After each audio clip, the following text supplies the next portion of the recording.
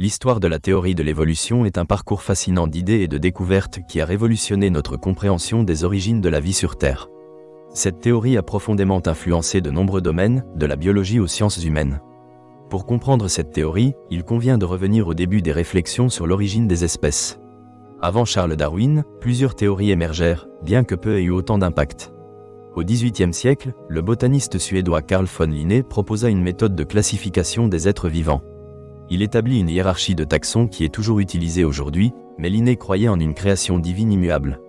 La pensée évolutionniste commença à prendre forme avec des chercheurs comme Georges-Louis Leclerc, comte de Buffon. Il suggéra que les espèces pouvaient changer au fil du temps, une idée radicale pour son époque.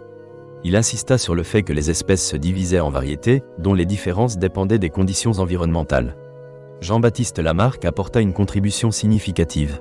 Au début du XIXe siècle, il développa une théorie selon laquelle les espèces évoluaient en réponse aux besoins de leur environnement.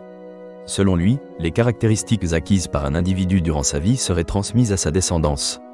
Bien que cette idée soit aujourd'hui rejetée, elle marqua une étape vers la reconnaissance des changements dans le vivant. Le tournant décisif dans l'histoire de l'évolution se produisit avec Charles Darwin. En 1831, Darwin embarqua sur le HMS Beagle pour un voyage qui allait enrichir sa compréhension des réalités biologiques. Ses observations sur les îles Galapagos l'amenèrent à concevoir l'idée que les variations entre les espèces résultaient d'une sélection naturelle. En 1859, il publia « L'origine des espèces » où il proposa que les individus dotés de caractéristiques favorables à la survie avaient plus de chances de se reproduire. Ce mécanisme, appelé « sélection naturelle », devint la pierre angulaire de sa théorie. Les retombées de la théorie de Darwin furent immédiates. D'un côté, elle suscita un vif intérêt pour l'étude de la biologie évolutive et de l'écologie. Les exemples de sélection naturelle et de transformation des espèces se multiplièrent dans les travaux des biologistes, enracinant progressivement les concepts évolutionnistes dans la culture scientifique. Cependant, l'œuvre de Darwin rencontra une opposition considérable.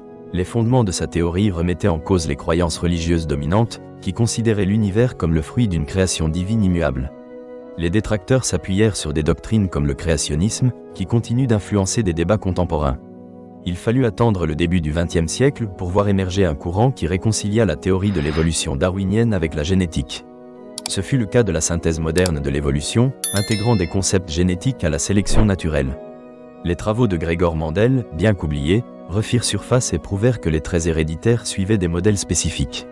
Cette synthèse alliait la génétique mendélienne et l'évolution darwinienne, expliquant comment les variations au sein des populations pouvaient être transmises de manière héréditaire. Les avancées en biologie moléculaire au XXe siècle, notamment l'identification de l'ADN comme support de l'information génétique, apportèrent un regard nouveau sur les mécanismes de l'évolution. La découverte de la structure de l'ADN par James Watson et Francis Crick en 1953 marqua le point de départ de nouvelles recherches. La compréhension des mutations génétiques et de la dérive génétique enrichit encore plus le tableau. L'évolution ne s'inscrit pas seulement dans les sciences du vivant, elle a également influencé d'autres disciplines.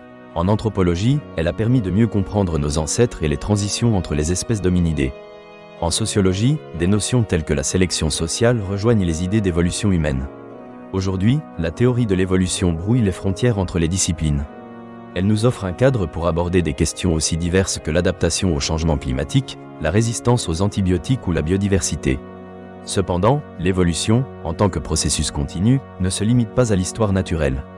Le monde moderne en a fait un outil d'analyse des mutations sociales, des dynamiques culturelles ou des évolutions technologiques. De la même manière que les êtres vivants s'adaptent, les idées se transforment et se complexifient. Dans ces débats contemporains, la théorie de l'évolution fait toujours face à des oppositions. Les discussions autour du créationnisme et du dessin intelligent illustrent les tensions entre science et foi. La recherche de l'équilibre entre développement scientifique et respect des croyances culturelles reste un enjeu majeur dans l'éducation et la transmission des savoirs. À une époque où l'ingénierie génétique soulève de nouvelles considérations éthiques, le retour aux notions fondamentales de l'évolution est plus pertinent que jamais.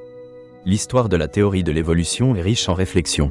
Elle montre comment la science évolue face à de nouveaux savoirs et comment les idées sont reçues par la société. Alors que nous comprenons mieux les mécanismes de l'évolution, notre planète fait face à des défis écologiques et sociétaux mondiaux. La théorie de l'évolution, grâce à son potentiel d'adaptation et son ouverture à la réinterprétation, demeure essentielle pour éclairer notre compréhension du monde. Elle nous rappelle que tout est en mouvement. Nos sociétés, nos écosystèmes et notre connaissance évoluent en harmonie avec les défis contemporains. En rejoignant l'histoire de l'évolution, nous entrevoyons un avenir éclairé par le savoir scientifique et la sagesse collective.